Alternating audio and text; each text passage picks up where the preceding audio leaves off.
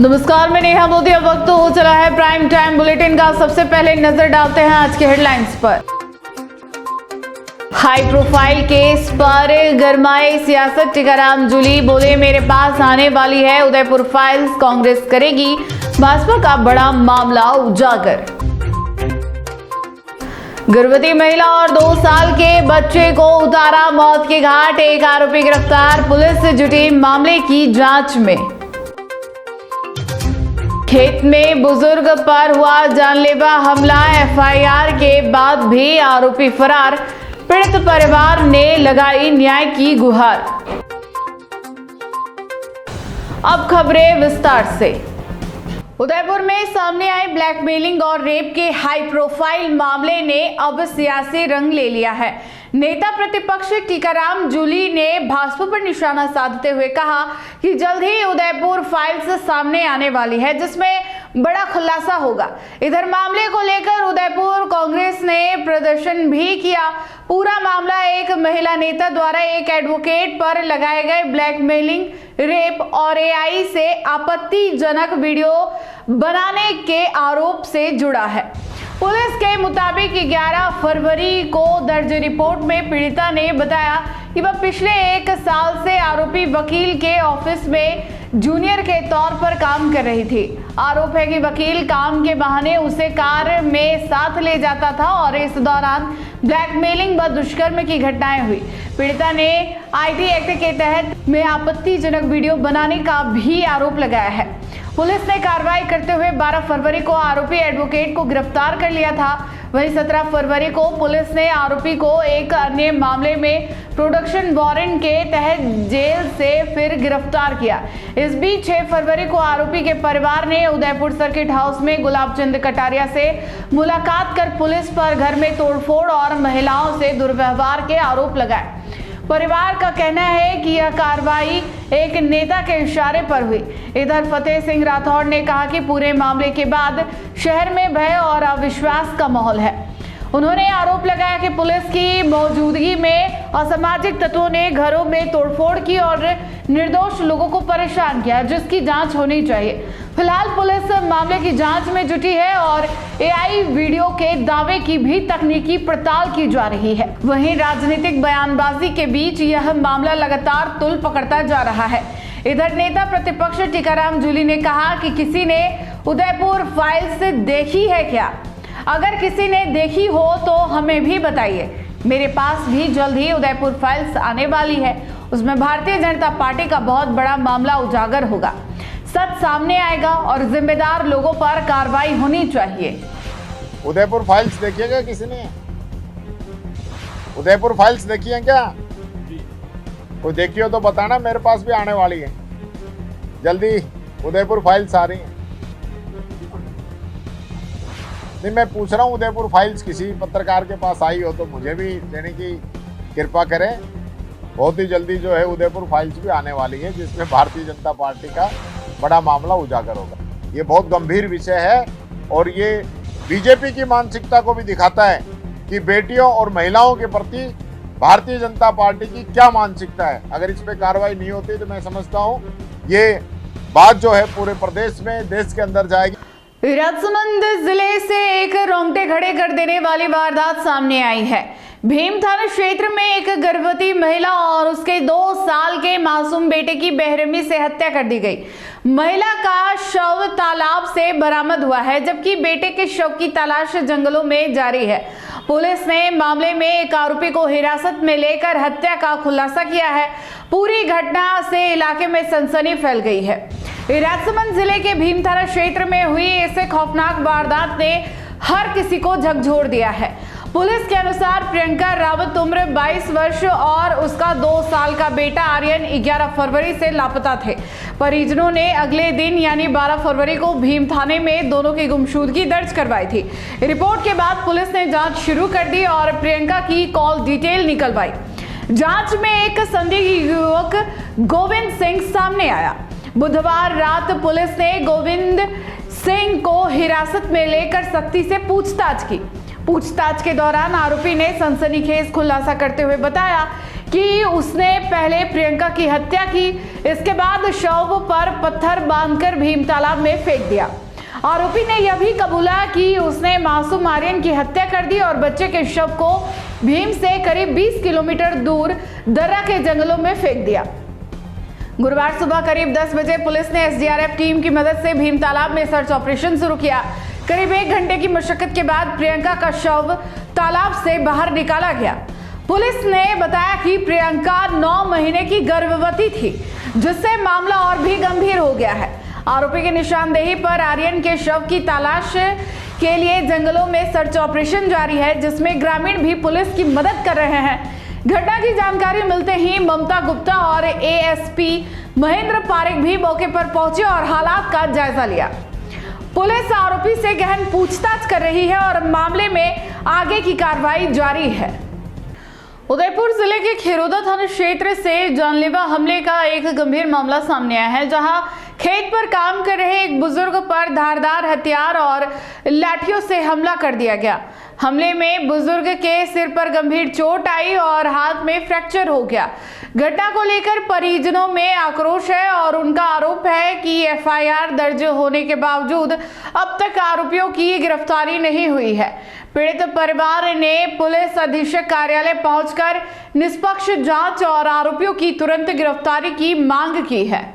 मामला मैनपुरिया गांव का बताया जा रहा है। जानकारी के अनुसार 3 फरवरी की शाम सुरेश चंद्र चौबीसा अपने खेत पर काम कर रहे थे, तभी गांव के ही 2 लोग देवकिशन चौबीसा और निर्मल चौबीसा हाथों में धारदार हथियार और लाठी लेकर खेत में घुस आए और जान से मारने की धमकी देते हुए हमला कर दिया। आरोप है कि दोनों ने मिलकर सिर, हाथ, पैरों सहित पूरे शरीर पर ताबड़तोड़ वार किए, जिससे सुरेश चौबीसा लहूलुहान होकर खेत में ही गिर पड़े और हमलावर उन्हें मृत समझकर मौके से फरार हो गए। घायल अवस्था में परिजन उन्हें भिंडर अस्पताल लेकर पहुंचे, जहां प्राथमिक उपचार के बाद हालत गंभीर होने पर उदयपुर रेफर कर दिया गया। परिजनों के मुताबिक मारपीट में काफी खून बह गया था, ब्लड शुगर और बीपी भी असामान्य हो गया था। मेडिकल रिपोर्ट में सिर पर गंभीर चोट और हाथ में फ्रैक्चर की पुष्टि हुई है। पीड़ित पक्ष का कहना है कि इस मामले में खिरोदा थाने में मुकदमा दर्ज है, लेकिन घटना के 15 दिन बाद भी आरोपियों की गिरफ्तारी नहीं हुई है। परिवार ने आरोप लगाया कि आरोपी खुलेआम गांव में घूम रहे हैं, जिससे पूरे उन्हें लगातार जान का खतरा बना हुआ है। परिजनों ने यह भी बताया कि इससे पहले वर्ष 2024 में भी इसी तरह का जानलेवा हमला हो चुका है, जिसका मामला अभी न्यायालय में लंबित है। पीड़ित के बेटे कुलदीप चौबीसा ने पुलिस अधीक्षक को ज्ञापन सौंपकर निष्पक्ष जांच, आरोपियों की जल्द गिरफ्तारी, हथियार बरामदगी और परिवार की सुरक्षा की मांग की है। मेरा नाम कुलदीप चौबीसा है। मैं हाल कानौर का निवासी हूँ। घटना 3 तारीख को मेरे पैतृक गांव मैनपुरिया में हुई, जहां पर देव किशन और उनका पुत्र निर्मल चौबीसा, उन्होंने मेरे पिता के ऊपर धारदार हथियार, कूट और लठ से सिर पे, हाथ पे और पैरों पे कूट से वार किए हैं और उनको गिरा के लठ से वार किए और जब तक वो बेहोश नहीं हो गए तब तक मारते रहे। और उस घटना की एफआईआर मैंने 3 तारीख को खिरोदा थाना में दर्ज कराई है। मेडिकल भी हो चुका है और मेडिकल भी में धारा भी अब लगी है, जो मैंने देखी है वहाँ पे 307, 326 लगी है, लेकिन उसकी उक्त कार्रवाई नहीं हो पा रही है और आज 19 तारीख हो गई है और इसलिए मैं आज उदयपुर एसपी साहब के सामने यहाँ पे आया हूँ और मुझको जो भी हो, जो आप उचित निर्णय ले और मेरे को न्याय दिलाएं। आरोपी गांव में घूम रहा है और वो बहुत पैसे वाला और सक्षम पार्टी है और वो खुलेआम घूम रहा है निर्भीक होकर, उसका हौसला जाहिर हो रहा है। 2 बार घटना हो चुकी है। 2024 में मेरे पिता को पहले मारा था और वापस मारा है और अब की बार तो जान से मारा है और वापस वो घूम रहा है। आज अगर ये घटना नहीं होती है, उनकी गिरफ्तारी नहीं होती है, तो कल जाके मेरे बूढ़े माँ बाप को अगर मार दिया जाता है तो उसका जिम्मेदार कौन रहेगा? और मैं तो मेरे बाप को खो दूंगा। आप थाने में गए, थाने वालों ने क्या कहा? थाने वालों ने कहा काम हो रहा है, प्रोसेस चल रही है। अब मैं तो थाने का नहीं जानता हूँ।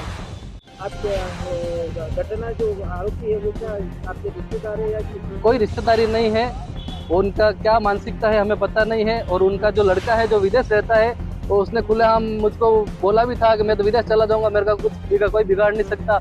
और वो विदेश चला जाए तो हम क्या करें, हम मार खाते रहें। पापा अनकॉन्शियस है, घर पे लेटे हुए हैं, उनके सिर में फ्रैक्चर है, सिर में शार्प चोट है और हाथों के कट लगे हुए हैं। मैं रोज कानौर से मैनपुरा जा रहा हूँ, उनके ड्रेसिंग कर रहा हूँ और मेरा अपना फर्ज निभा रहा हूँ। क्या कारण है, क्या लड़ाई किन कारणों से? कारण तो अब वो सक्षम है और हमको दबाना चाहते हैं, वो ही जाने। अगर आपको भी इस वेडिंग सीजन शादी की शॉपिंग करनी हो, इलेक्ट्रॉनिक हो, होम अप्लाइंसेस हो या फिर फर्नीचर, तो आ जाइए उदयपुर के अंदर लोकेटेड मयंक इलेक्ट्रॉनिक पे, जहाँ पर आपको ये सारी चीज़ें अवेलेबल मिल जाएगी एक ही जगह पर।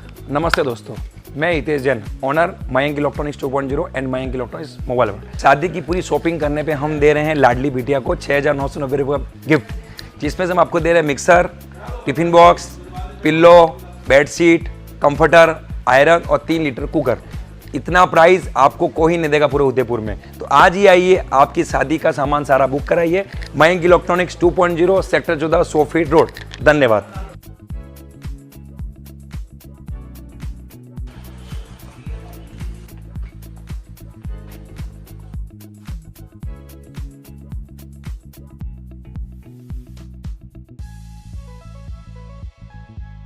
राजस्थान में पंचायत और निकाय चुनाव को लेकर बड़ा राजनीतिक अपडेट सामने आया है। अप्रैल में प्रस्तावित चुनाव अब टलते नजर आ रहे हैं और इन्हें नवंबर में कराने की संभावना जताई जा रही है। चुनाव टलने की मुख्य वजह ओबीसी आयोग की रिपोर्ट का अब तक सरकार को नहीं सौंपा जाना है। वहीं 28 फरवरी को इस पूरे मामले पर सुप्रीम कोर्ट में अहम सुनवाई होनी है, जिस पर आगे की तस्वीर साफ होगी। राजस्थान में पंचायत और निकाय चुनाव का इंतजार कर रहे लोगों के लिए फिलहाल राहत के बजाय असमंजस की स्थिति बनी हुई है। राज्य में अप्रैल माह में होने वाले पंचायत और निकाय चुनाव अब टल सकते हैं और इन्हें नवंबर में आयोजित किए जाने की संभावना है। इसकी सबसे बड़ी वजह ओबीसी आयोग द्वारा अब तक सरकार को अपनी रिपोर्ट सौंपा ना जाना बताया जा रहा है। दरअसल पंचायत और निकाय चुनाव में ओबीसी आरक्षण को लेकर आयोग की रिपोर्ट अनिवार्य मानी जाती है। जब तक आयोग अपनी रिपोर्ट सरकार को नहीं सौंपता, तब तक आरक्षण की प्रक्रिया पूरी नहीं हो सकती। इसी कारण चुनाव प्रक्रिया आगे नहीं बढ़ पा रही है। सरकार की ओर से यह स्पष्ट किया गया कि यह चुनाव कराने के लिए पूरी तरह तैयार है। विधानसभा में कैबिनेट मंत्री ने साफ शब्दों में कहा कि जैसे ही ओबीसी आयोग अपनी रिपोर्ट सौंपेगा, सरकार 3 दिन के भीतर आरक्षण लॉटरी की प्रक्रिया शुरू कर देगी। सरकार का दावा है कि उसकी तरफ से कोई देरी नहीं है। वर्तमान स्थिति यह है कि ओबीसी आयोग ने सरकार से रिपोर्ट सौंपने के लिए 6 महीने का अतिरिक्त समय मांगा है।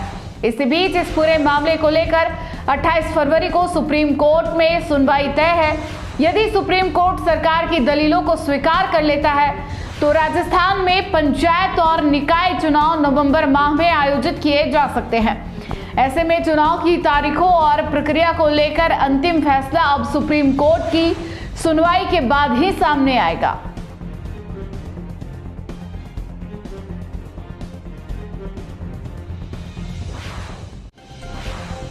फिल्म निर्माण के नाम पर 30 करोड़ रुपए की धोखाधड़ी मामले में बॉलीवुड डायरेक्टर विक्रम भट्ट और उनकी पत्नी श्वेतांबरी भट्ट को बड़ी राहत मिली है। सुप्रीम कोर्ट ने दोनों को नियमित जमानत दे दी है। कोर्ट ने इसे कॉमर्शियल विवाद मानते हुए आपसी समझौते का सुझाव भी दिया है। जमानत के बाद विक्रम भट्ट के आज शाम तक उदयपुर जेल से बाहर आने की संभावना है। फिल्म निर्माण के नाम पर करोड़ों की धोखाधड़ी के चर्चित मामले में विक्रम भट्ट और उनकी पत्नी श्वेतांबरी भट्ट को सुप्रीम कोर्ट से बड़ी राहत मिली है। गुरुवार को शीर्ष अदालत ने दोनों को नियमित जमानत दे दी। इससे पहले 13 फरवरी को श्वेतांबरी भट्ट को अंतरिम जमानत मिल चुकी थी, जिसके बाद वह जेल से बाहर आ गई थी।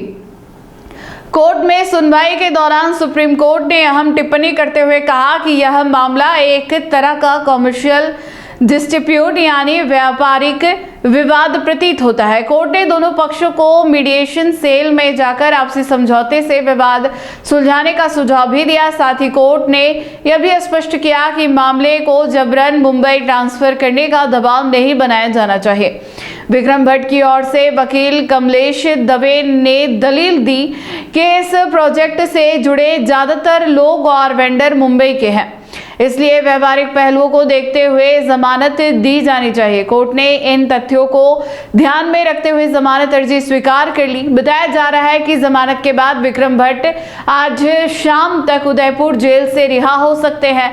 गौरतलब है कि 7 दिसंबर को उदयपुर डीएसपी छगन राजपुरोहित की 6 सदस्यीय टीम ने मुंबई के जुहू स्थित गंगा भवन कॉम्प्लेक्स से विक्रम भट्ट और उनकी पत्नी को गिरफ्तार किया था। यह मामला राजस्थान के इंदिरा ग्रुप ऑफ कंपनीज के मालिक डॉक्टर अजय मूडिया की शिकायत पर दर्ज हुआ था। आरोप है कि उनकी पत्नी की बायोपिक और 4 फिल्मों के निर्माण के नाम पर करीब 30 करोड़ रुपए से अधिक की धोखाधड़ी की गई। तो अब जो जमानत हुई है, पूरा जो मामला क्या रहा और अब किस शर्त पर जमानत दी है सुप्रीम कोर्ट ने?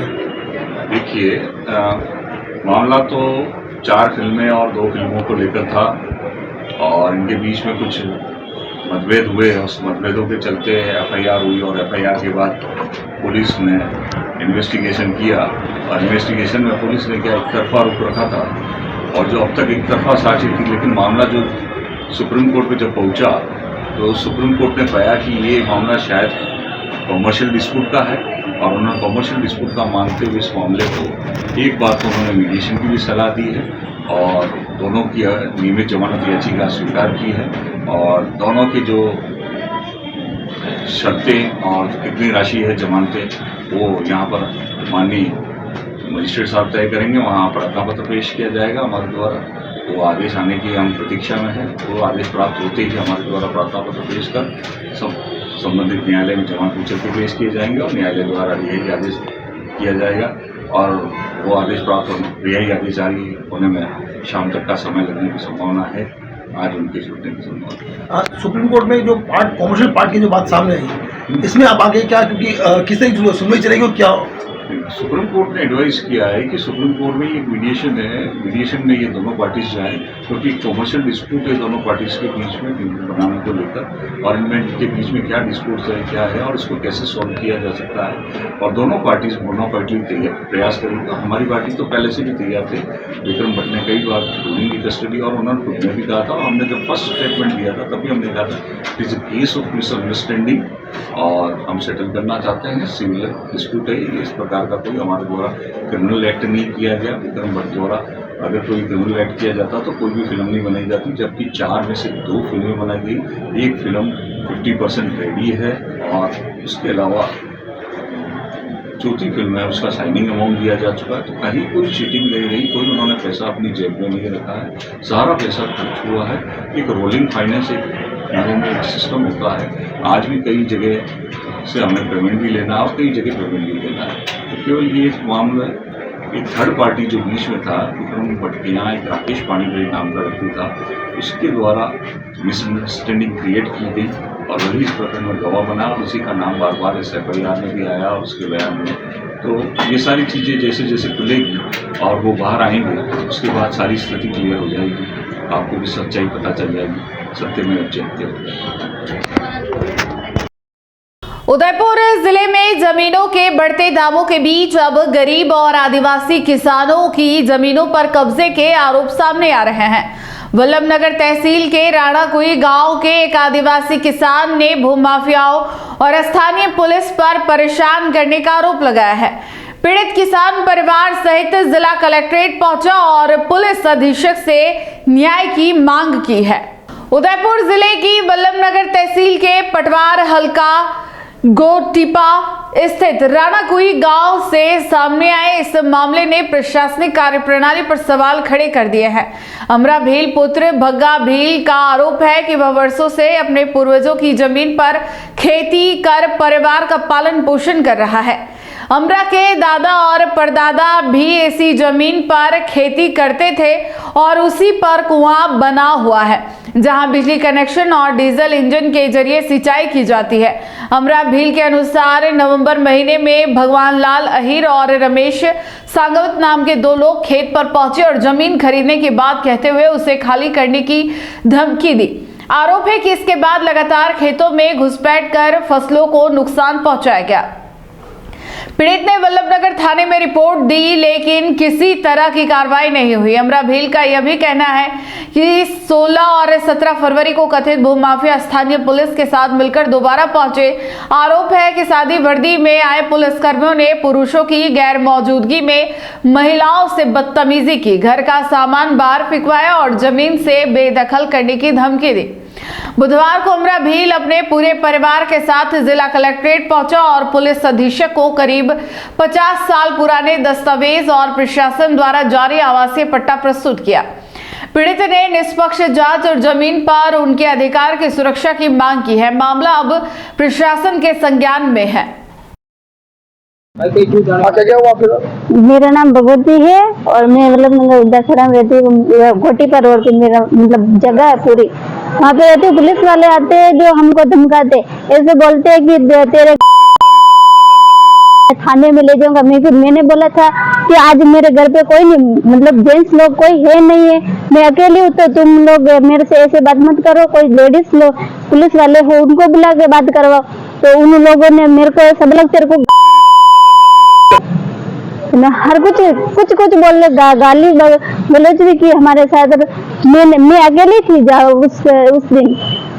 हर कभी भी कोई हो या नहीं हो, कोई लेडीज पुलिस साथ में लेके दिया तो लेडीज होती तो जेंट्स लोग ही बात कर लेते, ऐसे हर कुछ बोल के चले जाते। ऐसे बोलते हैं कि तुम क्या कर लोगे बिगड़े, तुम्हें तो हम हटा लेंगे, ऐसे करते वो जमीन से निकाल लेंगे। ये बोलते कि घर भी तेरे दरवाजा दूंगी, तू क्या करेगी अकेली, या फिर कुछ भी कर सकती है, ऐसे बोला था।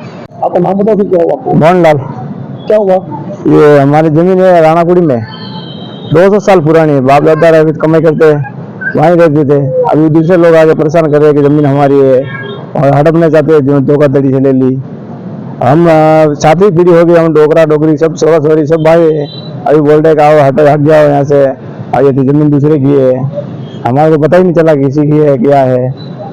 हमको धमका के रोज आते और पत्थर फेंकते और लेडीज को भी धमकाते।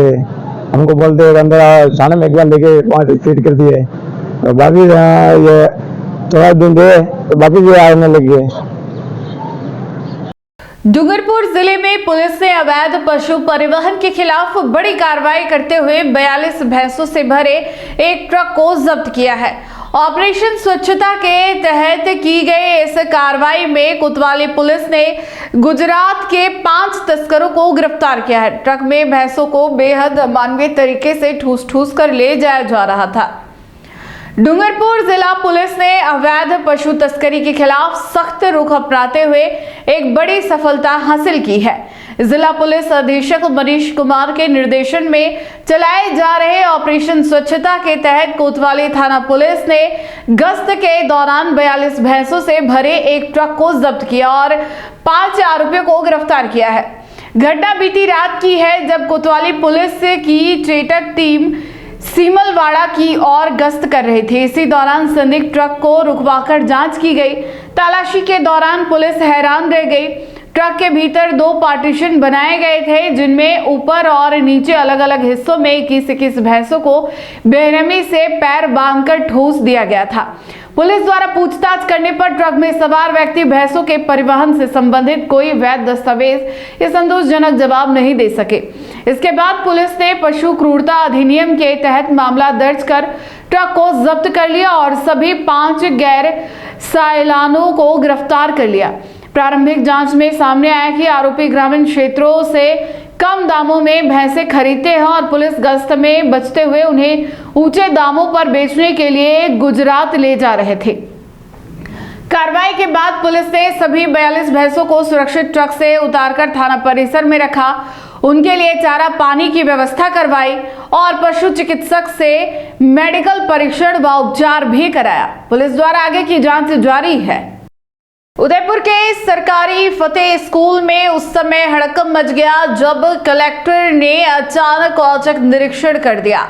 स्कूल परिसर में फैली गंदगी और बच्चों के टॉयलेट की बदहाल हालत देखकर कलेक्टर नाराज हो गए। उन्होंने मौके पर ही प्रिंसिपल को सख्त हिदायत दी और साफ सफाई में लापरवाही पर कड़ी कार्रवाई के संकेत दिए। उदयपुर का सरकारी फतेह स्कूल जहां बुधवार को अचानक प्रशासनिक सख्ती देखने को मिली।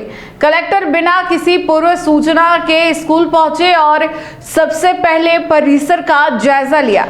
निरीक्षण के दौरान स्कूल परिसर में जगह जगह फैली गंदगी ने प्रशासनिक दावों की पोल खोल दी। बच्चों के टॉयलेट की स्थिति देखकर कलेक्टर खुद हैरान रह गए। गंदगी और बदबू के बीच बच्चों की सेहत पर सवाल खड़े होते नजर आए। मौके पर मौजूद स्टाफ ने जवाब तलब करते हुए कलेक्टर ने साफ कहा, स्वच्छता में किसी भी तरह की लापरवाही बर्दाश्त नहीं की जाएगी। स्कूल प्रिंसिपल को सख्त निर्देश दिए गए कि नियमित सफाई सुनिश्चित की जाए और जिम्मेदार कर्मचारियों की जवाबदेही तय की जाए। इतना ही नहीं, स्कूल में कम नामांकन पर भी कलेक्टर ने नाराजगी जताई और शिक्षा विभाग को नामांकन बढ़ाने के निर्देश दिए। निरीक्षण के दौरान स्कूल प्रशासन में हड़कंप मच गया और तत्काल सफाई कार्य शुरू कर दिया गया। फिलहाल देखने वाली बात यह होगी कि प्रशासन के सख्ती के बाद स्कूल की व्यवस्थाओं में कितना सुधार होगा। डूंगरपुर जिले से एक दिल दहला देने वाली खबर सामने आई है। 84 थाना क्षेत्र में हुए एक दर्दनाक सड़क हादसे ने पूरे इलाके को गमगीन कर दिया। एक ऑटो पलटने से उसमें सवार 1.5 महीने और 3 साल के 2 मासूम बच्चों की मौत हो गई, जबकि एक ही परिवार के 3 लोग घायल हो गए। हादसा घर से महज कुछ दूरी पर हुआ, जहां खुशियों से भरा सफर पल भर में मातम में बदल गया। यह दर्दनाक हादसा गुरुवार दोपहर करीब 1:30 बजे 84 थाना क्षेत्र के वेंजा मोड़ के पास हुआ। जानकारी के अनुसार एक ही परिवार के सदस्य ऑटो में सवार होकर सामाजिक कार्यक्रम में शामिल होने के लिए निकले थे। परिवार वेंजा गांव से बागबोल ढूंढ जा रहा था, लेकिन घर से निकलने के महज 100 मीटर बाद ही यह हादसा हो गया। सड़क पर ढलान और तीखा मोड़ होने के कारण ऑटो चालक वाहन पर संतुलन नहीं रख सका और ऑटो पलट गया। हादसे में ऑटो में सवार 1.5 महीने से के मासूम कृष को और 3 साल के अरिहंत को मौके पर ही दर्दनाक मौत हो गई। बच्चों की मौत से परिवार पर दुखों का पहाड़ टूट पड़ा। हादसे के बाद मौके पर चीख पुकार मच गई। आसपास मौजूद ग्रामीण तुरंत मदद के लिए दौड़े और घायलों को बाहर निकाला। सूचना मिलने पर 108 एम्बुलेंस मौके पर पहुंची और सभी घायलों को डूंगरपुर जिला अस्पताल पहुंचाया गया, जहां 9 घायलों का इलाज जारी है। वहीं एक की हालत गंभीर होने पर उसे रेफर किया गया है। पुलिस ने दोनों मासूम बच्चों के शवों को जिला अस्पताल की मोर्चरी में रखवाया है। बताया जा रहा है कि ऑटो में सवार सभी लोग एक ही परिवार के थे और एक साथ समारोह में जाने के लिए निकले थे, लेकिन कुछ ही पलों में उनकी खुशियां मातम में बदल गई। पुलिस पूरे मामले की जांच कर रही है। हम 108 पे कॉल आया तो हम मौके पर पहुंचे। वहाँ एक्सीडेंट हुआ था, जो टेम्पो पलटी मार गया था। उसमें डॉक्टर साहब ने यहाँ हॉस्पिटल लाए, बड़े हॉस्पिटल में, तो वहाँ डॉक्टर साहब ने 2 जनों की 2 बच्चे की मौत हो गई है और बाकी 6, 7, 8 जने घायल है।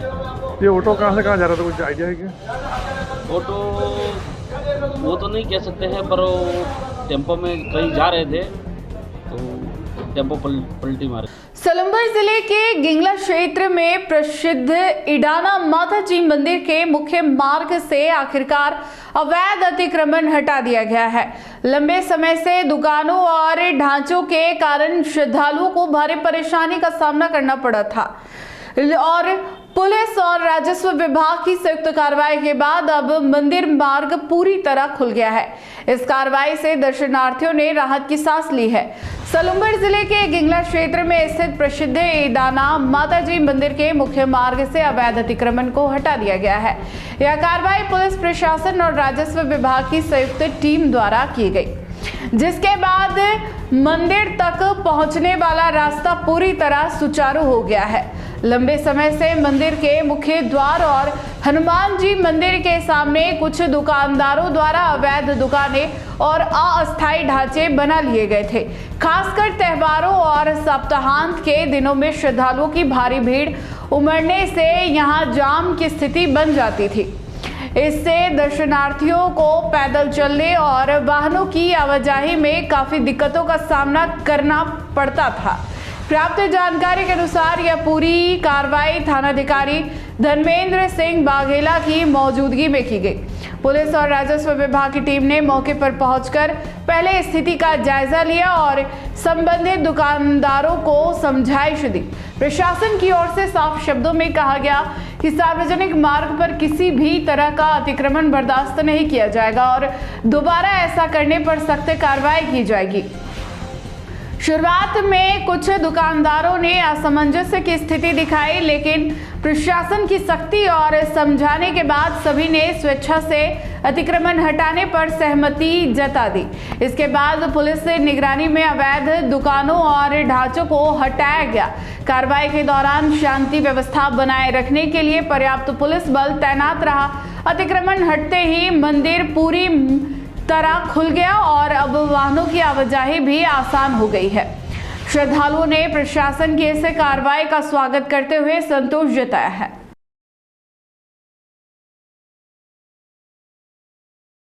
अगर आपको भी इस वेडिंग सीजन शादी की शॉपिंग करनी हो, इलेक्ट्रॉनिक हो, होम अप्लाइंसेस हो या फिर फर्नीचर, तो आ जाइए उदयपुर के अंदर लोकेटेड मयंक इलेक्ट्रॉनिक पे, जहाँ पर आपको ये सारी चीज़ें अवेलेबल मिल जाएगी एक ही जगह पर। नमस्ते दोस्तों, मैं Hitesh Jain, owner Mayank electronics 2.0 and Mayank electronics mobile world. शादी की पूरी शॉपिंग करने पे हम दे रहे हैं लाडली बिटिया को 6,990 रुपये का गिफ्ट, जिसमें से हम आपको दे रहे हैं mixer, tiffin box, pillow, bedsheet, comforter, iron और 3 लीटर कुकर। इतना प्राइस आपको कोई नहीं देगा पूरे उदयपुर में। तो आज ही आइए, आपकी शादी का सामान सारा बुक कराइए। Mayank electronics 2.0 sector 14 100 feet road. धन्यवाद।